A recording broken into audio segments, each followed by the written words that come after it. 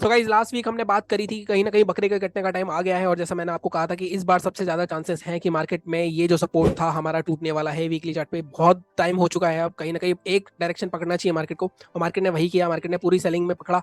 News कह लो कुछ कह लो, देखो मैं आपको हमेशा बताता हूँ कि मार्केट में जो इवेंट्स होते हैं ना, उस इवेंट्स को ट्रिगर की तरह यूज किया जाता है पोजिशनल चेंज करने के लिए। आपको ये लगता होगा कि न्यूज की वजह से गिरा है मार्केट, मार्केट को गिरना था, मार्केट न्यूज की वजह से नहीं गिरता है। मार्केट में हल्का सा उसका सेंटीमेंट चेंज होता है, और वहीं पे जो ऑपरेटर्स होते हैं वो अपनी चाल खेल जाते हैं, क्योंकि काफी लोग सोच रहे होंगे इस बार भी शायद सपोर्ट लेगा। लेकिन मैंने ऐसा कहा कि मार्केट में अगर नेगेटिव सेंटीमेंट्स हैं और एक सपोर्ट के लेवल पे बार बार मार्केट हिट कर रहा है, तो मतलब समझ जाओ कि उस वीक वहां पे कहीं ना कहीं मार्केट में तबाही होने वाली है। और वही हुआ मार्केट में लगातार, अगर आप देखोगे कितना 43,750 से ऑलमोस्ट मार्केट 42,184, मतलब ऑलमोस्ट 1000 पॉइंट या 1500 पॉइंट 1200 पॉइंट के आसपास का एक करेक्शन मिला है हमें। लेकिन अब क्या यहाँ से मार्केट में कंटिन्यूएशन फॉल होने वाला है, या फिर मार्केट में एक रिवर्सल आएगा? देखो मार्केट में अभी भी सेंटीमेंट्स ठीक नहीं है। इन सारी बातों के बारे में डिटेल में बात करते हैं। सबसे पहले अपना वीकली और डेली चार्ट देख लेते हैं कि वहां पे क्या हमारे पैटर्न्स बन रहे हैं, क्या हमारे लेवल्स रहेंगे। उसके बाद चलेंगे हम इंट्राडे के चार्ट पे।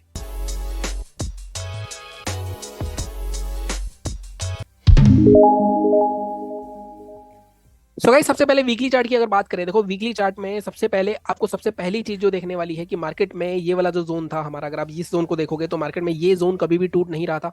अगर आप देखोगे 6 हफ्ते मार्केट ने यहाँ पे कंसोलिडेट करा था, फिर ब्रेकआउट करा था इसका, फिर मार्केट ने यहाँ पे सपोर्ट लेके कोशिश करी, एक दोबारा से रैली करने की कोशिश करी मार्केट ने, लेकिन ये ब्रेकआउट पे फेल नहीं हुआ। मार्केट ने क्या करा, मार्केट ने यहाँ पे डबल टॉप पैटर्न बनाया।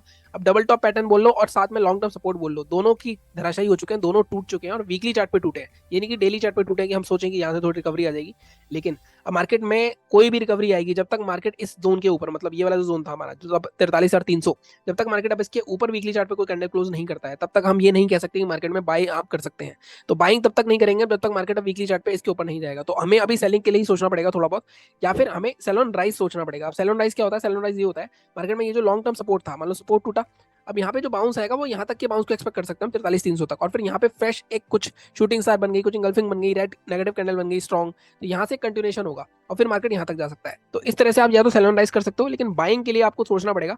बाइंग अगर आपको पोजीशन बनानी है लंबी, तो बाइंग तब भी बनेगी जब मार्केट जब तक इसके ऊपर नहीं जाएगा। एटलीस्ट हमें 2 दिन इसके ऊपर सस्टेन करते देखना चाहिए, या तो डेली चार्ट पे कोई क्लोज करे कैंडल और उसके बाद नेक्स्ट डे उसका हाई ब्रेक करेगा, तब जाके कोई मूवमेंट आएगा। अदरवाइज हमें थोड़ा सा यहाँ पे देखना पड़ेगा बाइंग के लिए।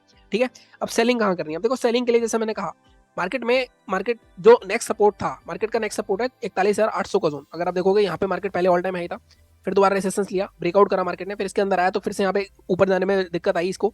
तो मार्केट में जब तक इसके अंदर नहीं आता मार्केट, फ्रेश हमें नया सेल ऑफ देखने को नहीं मिलेगा। तो अगर किसी को सेलिंग की पोजीशन बनानी है तो उसके लिए सीधा सीधा एक ही लेवल है मेरे पास, और वो है हमारा 41,800 के आसपास का। ठीक है, 41,750 या 800 मान लेते हैं इसको एग्जैक्ट, 41,800 ले जाते हैं। यार यार क्या हो रहा है, 760 मान लो, मतलब ऑलमोस्ट। जब देखो यहाँ पे भी ना, देखो एक रेंज बनी थी फिर ब्रेकआउट हुआ था, तो जब तक मार्केट अब इसके अंदर नहीं आता है, इसके अंदर 30 मिनट की कैंडल क्लोज होनी चाहिए, उसका लो ब्रेक करेगा तब जाके पोजीशन बनाएंगे। 41,750 के आसपास हम सेलिंग की पोजीशन बनाने वाले हैं। इसके बाद टारगेट हमारा इस केस में, अगर मार्केट इसके नीचे निकल जाता है, आप माइंड यू कि मैं वीकली लंबे टाइम के लिए बात कर रहा हूँ, वीकली पोजीशन की बात कर रहा हूँ, इसके बाद करूंगा इंटरडे की बात। तो इसके नीचे मार्केट में सीधा सीधा अगला जो सपोर्ट दिख रहा है वो 39,910, मतलब 700-800 पॉइंट आपको यहाँ पे मिल सकता है अगर मार्केट इसके नीचे 30 मिनट क्लोज कर दे, उसके बाद इसका लो ब्रेक कर दे, तो यहाँ तक आपको टारगेट मिल सकते हैं, मतलब 700-800 पॉइंट की पोजीशन बना सकते हो आप। बाइंग के लिए जैसा मैंने कहा, बाइंग आपकी तभी होगी जब मार्केट 43,300 के ऊपर निकलेगा। और इसके ऊपर निकलने में भी, अभी मैं वीकली चार्ट पे देख रहा हूँ, डेली चार्ट पे भी सिंक करेंगे तो देखेंगे डेली चार्ट पे अगर हमें कोई लेवल निकलता है, जब तक इसके ऊपर नहीं निकलेगा मार्केट, अभी कोई बाइंग भी नहीं आ रही है। ठीक है, तो एक बार मैं डेली चार्ट पे कन्वर्ट करता हूँ इसे, डेली चार्ट पे हमारे को क्या लेवल रहेंगे, मतलब कहाँ पे हमें बाइंग करनी हो सकती है, कहाँ पे सेलिंग करनी हो सकती है। इस पे मैंने बताया, जैसे देखो सेलिंग का लेवल में कौन सा निकाला था, 41,750 हमारा लेवल बिल्कुल ठीक है, क्योंकि कहीं ना कहीं मार्केट में रेसिस्टेंस जोन था, ये सपोर्ट था, तो इसके नीचे मार्केट आएगा तो हम सेल करेंगे। ठीक है, बाइंग की पोजीशन, देखो बाइंग भी यहाँ पे हो सकती है। अब देखो मार्केट लगातार गिरता आ रहा है, मान लो 41,750 के आसपास कोई नीचे जाता है और मार्केट डेली चार्ट में कोई हैमर बना देता है, इसके उसका नेक्स्ट उसका हाई ब्रेक करता है, तो बाइंग की पोजीशन बन सकती है। कहीं ना कहीं बायर्स ने कंट्रोल में ले लिया यहाँ पे इसको, और फिर मार्केट में दोबारा से आप 43,300 के टारगेट के लिए जा सकते हो। एक तरीका ये है बाइंग की पोजीशन बनानी है अगर आपको। ठीक है, दूसरा तरीका क्या है मार्केट में बाइंग का, अगर यहाँ पे मार्केट फ्लैट ओपन होकर ऊपर जाता है, वैसे तो मार्केट में ग्लोबल मार्केट के हिसाब से गैप डाउन ओपन होना चाहिए, तो जब तक जैसा मैंने कहा ये वाला जो पूरा जोन है इसके ऊपर बहुत मुश्किल होने वाली है तोड़ने वाली, जब तक मार्केट इसके ऊपर डेली चार्ट पे क्लोज नहीं करेगा और नेक्स्ट डे इसका हाई ब्रेक करेगा, तब जाके हम पोजीशन बनाएंगे। टारगेट हमारा इस स्विंग तक का रह सकता है, उसके बाद 44,468 तक का। तो इस तरह से बाइंग की पोजीशन बनेगी, और बाइंग की पोजीशन में क्वांटिटी अपनी 2/3 रखना, और सेलिंग में ज्यादा रख सकते हो, क्योंकि मार्केट में अभी भी ये जो वॉर वगैरह की न्यूज है उसको ट्रिगर बना के हो सकता है मार्केट और एटलीस्ट 39-40,000 तक आ सकता है मार्केट अभी भी।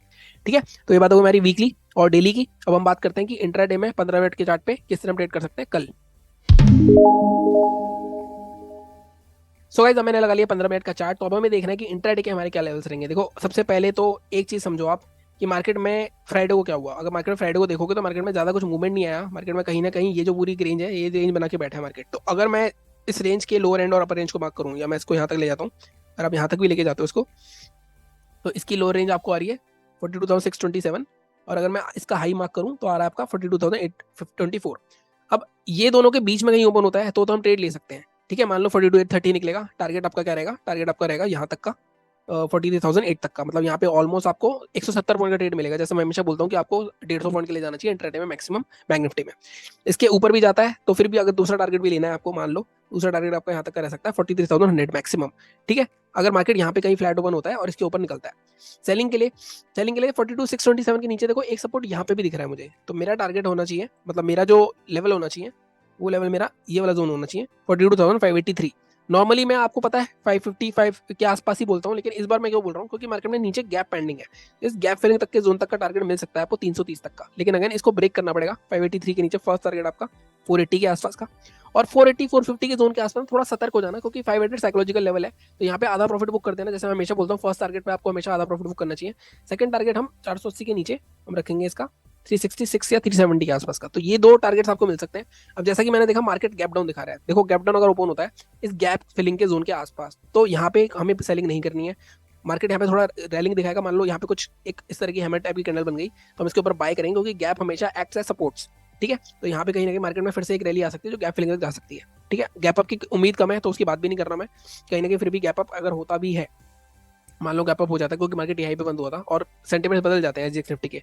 गैप अप होता है तो 43,000 के नीचे नीचे ओपन होता है। अगर मार्केट 43,000 के ऊपर 43,100 200 उसके आसपास बड़ा गैप अप होता है तब तो नीचे कंसिडर करोगे, लेकिन हाँ 43,000 के आसपास ओपन होता है 43,000 से 43,100 के जोन के आसपास मान लो इसके पास, तो एक साइकोलॉजिकल लेवल होगा। तो वहाँ पे मार्केट में जो कॉल राइटर है वो शांत नहीं बैठेंगे क्योंकि सेलिंग का सेंटीमेंट है। तो यहाँ पे अगर कोई शूटिंग स्टार बनती है या कोई रेंज बना के नीचे ब्रेकडाउन करता है तो बेझिझक ट्रेड ले लेना, कहीं ना कहीं मार्केट में एक बड़ा ट्रेड देखने को मिल सकता है। ये ट्रेंड लाइन बना के रखना, उस केस में ये ट्रेंड लाइन भी टूटेगी जहाँ पे वहां तक का आपको, उसके बाद भी आपको एक ट्रेड मिल सकता है। ठीक है, तो ये थी हमारी आज की एनालिसिस। बाकी निफ्टी का वीडियो मैंने कल डाल दिया था। बाकी चैनल को इसी तरह सपोर्ट करते रहो। बहुत सारे स्ट्रेटजीज के वीडियो भी मिल जाएंगे आपको प्लेलिस्ट में जाके, वो देख सकते हो आप अगर आपको हेल्प चाहिए, लाइक एक बिगिनर हो। जैसे मैं हमेशा कहता हूँ बिगिनर के लिए थोड़ा मुश्किल है इस तरह के मार्केट में ट्रेड करना, तो आप एक सिस्टम ट्रेडिंग करो, सिस्टम बनाओ, कोई स्ट्रेटजी पकड़ो और उसको पूरे महीने फॉलो करो।